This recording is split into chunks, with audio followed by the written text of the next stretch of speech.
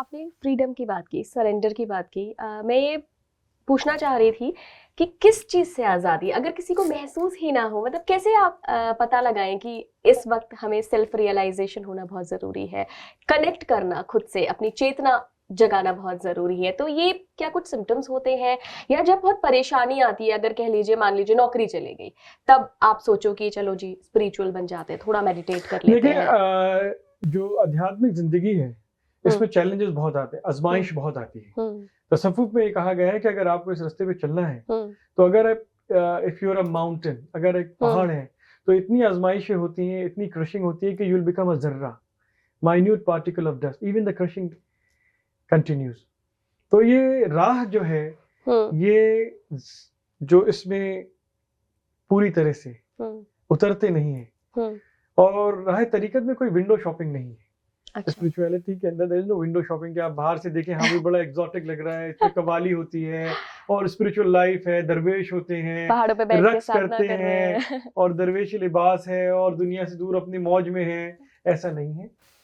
ये बड़े ही, आप कहें कि मैं अगर अपनी बात करूं तो आपने एक सवाल भी पूछा, बचपन की जब बात करी कि 2006 में जब हमारे वालिद का इंतकाल हुआ, मैं उस वक्त हिंदुस्तान में नहीं था, बाहर था, पढ़ाई के सिलसिले में बाहर था, और उस वक्त मेरी उम्र करीब 21 या 22 बरस थी। सॉरी।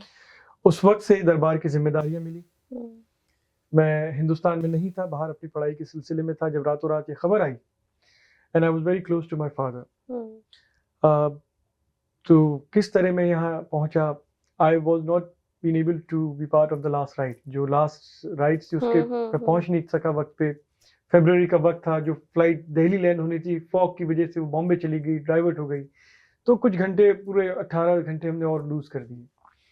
तो पहले जो 3 दिन थे, क्योंकि तीसरे दिन जो फातिहा होती है दरबार में, दस्तारबंदी जिसको पगड़ी रस्म कहते हैं, राजस्थानी डाले पगड़ी रस्म जिसको कहते हैं, तो वो दस्तारबंदी का जो 3 दिन तक मुझे कोई होश नहीं था, मैं कैसे पहुंचा वापस, और घर में सबको संभालना पड़ रहा था। तीसरे दिन जब मैं दरबार पहुंचा और वो रस्म हुई दस्तारबंदी की, तो हमारे मुर्शिद थे, जब गरीब नवाज में जब हम कदमबोसी कर रहे थे, जब हमारा सर वहां पे था, जब दस्तारबंदी हो रही थी, उस वक्त साइलेंस के अंदर मैंने गरीब नवाज के साथ एक खामोशी से एक वादा भी लिया और एक वादा भी दिया कि आपने मुझे यहाँ बुलाया है, ऐसे हालात में मुझे ये नहीं पता कि घर का राशन कहाँ से आता है, क्योंकि हम बाहर था, बॉम्बे में हमने ग्रेजुएशन करी, कई साल बाहर थे, वालिद साहब से तो जिम्मेदारियां थी नहीं, जब घर के बड़े होते हैं तो जिम्मेदारियां नहीं होती, तो हमें ये नहीं पता था उस वक्त कि राशन कहाँ से आता है, बिल कैसे भरने होते हैं, और लेट अलोन दरगाह की जिम्मेदारियां। तो उस वक्त हमने गरीब नवाज की बारगाह पे सर रख के सिर्फ एक अल्फाज साइलेंट में ही कहा कि मैं अपने आप को, आपने जिस हालात में बुलाया, आपको सब रोशन है, 800 साल से वो तो पालनहार है भाई, संभाल रहे हैं सबको। तो गरीब नवाज, तो हमारे मुर्शिद ने हमारे सर पे हाथ रख के एक बात कही, उस वक्त मुझे होश आया कि मायूस ना हो, गरीब नवाज माई बाप, जो राजस्थानी डायलॉग में कहते हैं ना, कि जो वहाँ की तलफ़ुज़ है राजस्थानी ज़बान में कि मई, हाँ, जो फोक लैंग्वेज वहाँ की जो है कि गरीब नवाज माई बाप, कि मायूस ना हो, ख्वाजा गरीब नवाज ही तुम्हारे माँ और बाप हैं। एक कम उम्र के अंदर जब फादर का साया होता है तो बहुत बड़ी एक चैलेंजेस आते हैं।